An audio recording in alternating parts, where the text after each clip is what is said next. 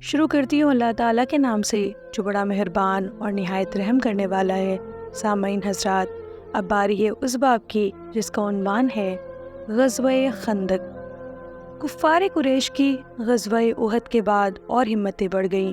انہوں نے مکہ جا کر بڑے فخر و غرور کے لہجے میں کہا کہ احد میں بدر کی شکست کا ہم نے ایک حد تک بدلہ لے لیا۔ حمزہ جیسے نامور بہادر کو خاک و خون میں ملا دیا۔ خود محمد ابن عبداللہ ہمارے چنگل میں آ گئے تھے۔ ابن امیہ کا ہاتھ ذرا اور کس کر پڑ جاتا تو سارا قصہ ہی ختم ہو گیا ہوتا۔ قسمت اچھی تھی جو محمد بچ گئے، مگر ان کے زخم پتھروں نے ابن عبداللہ کے چہرے کو لہو لہان کر دیا تھا۔ مگر صاحبو، ان کے صحابی بھی جانثاری میں اپنا جواب نہیں رکھتے۔ ہم محمد کی طرف پھینکتے تو ایک انصاری محمد کو بچانے کے لیے تیر کو اپنے سینے پر روک لیتا، اور اہل خوان مسلمان عورتوں تک نے اس لڑائی میں بڑی پامردی اور بہادری کا ثبوت دیا۔ تیر برس رہے تھے، تلواریں خچاخچ چل رہی تھیں، اور یہ عورتیں مشکیزیں بھر بھر کر اپنی پیٹھوں پر لاد کر لے جاتی، پیاسے سپاہیوں کو پانی پلاتی اور زخمیوں کی مرہم پٹی کرتی۔ اسی انداز کی ایک عد لڑائی اور ہو گئی تو مسلمانوں کی ترقی تمام سمجھو۔ ہم قریش کے دشمن کا قلع کما کیے بغیر چین سے نہیں بیٹھ سکتے۔ یہ ہماری خاندانی غیرت کا معاملہ ہے۔ ہم تھک کر بیٹھ گئے تو دنیا کیا کہے گی؟ یہی قسی جیسے نامور سردار کی اولاد نے ہار مان لی۔ ہماری تمام پچھلی تاریخ شجاعت پر پانی پھر جائے گا۔ ہم ایسا نہ ہونے دیں گے۔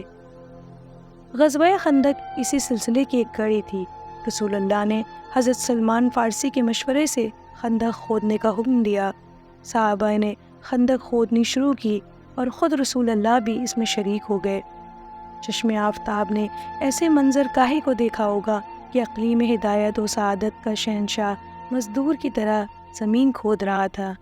کہاں ہے مزدوروں اور کسانوں کے وہ جھوٹے غم خوار اور بناوٹی دردمند جو صفوں اور قالینوں پر بیٹھ کر مزدوروں کے فلاح و بہبود کی اسکیمیں تیار کرتے ہیں؟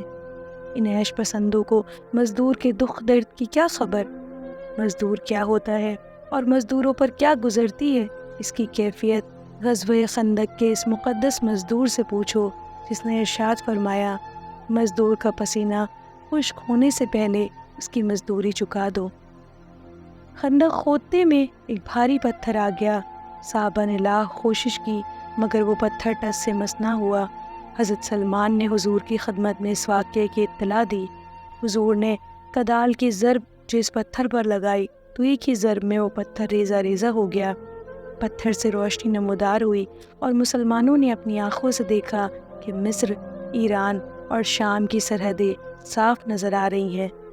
تاریخ اپنے کو دہرا کر ماضی کو حال بنا دیا کرتی ہے، اور یہاں حال کے آئینے میں مستقبل جھلک رہا تھا۔ یہ فیضان نبوت تھا۔ ان بھیدوں کو ہر کوئی نہیں سمجھ سکتا۔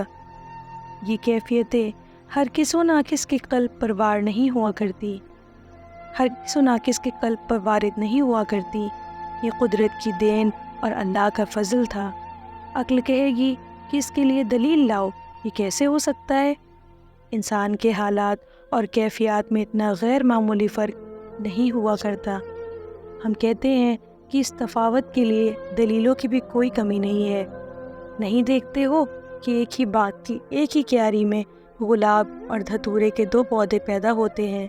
کوئلے اور ہیرے کے کیمیاوی عناصر میں کوئی فرق نہیں ہوتا، لیکن ایک چولہے میں جلایا جاتا ہے اور ایک بادشاہوں کے تاجوں کی زینت بنتا ہے۔ انبیاء کرام کو عام آدمیوں پر قیاس نہ کرو۔ غزوہ خندق میں بھی کفار قریش کو ناکامی کا منہ دیکھنا پڑا اور ان کی تدبیریں کچھ کام نہ آ سکی۔ کافروں کا خیال غلط نکلا کہ احد کی جنگ کے بعد مسلمانوں کی ہمتیں پست نہیں تو سراسیمہ اور متوحش ضرور ہو گئی ہوں گی، مگر انہوں نے محسوس کیا بلکہ آزما کر دیکھ لیا کہ مسلمان پہلے سے اور زیادہ مضبوط اور مستحکم ہو گئے ہیں۔ ہر ٹکراؤ اور تصادم کے بعد اسلام کا نشہ کم نہیں بلکہ اور تیز ہو جاتا ہے۔ بہت شکریہ۔ جلد ملتے ہیں ایک نئے باب کے ساتھ۔ تب تک کے لیے سنتے رہیے، خوش رہیے، پیار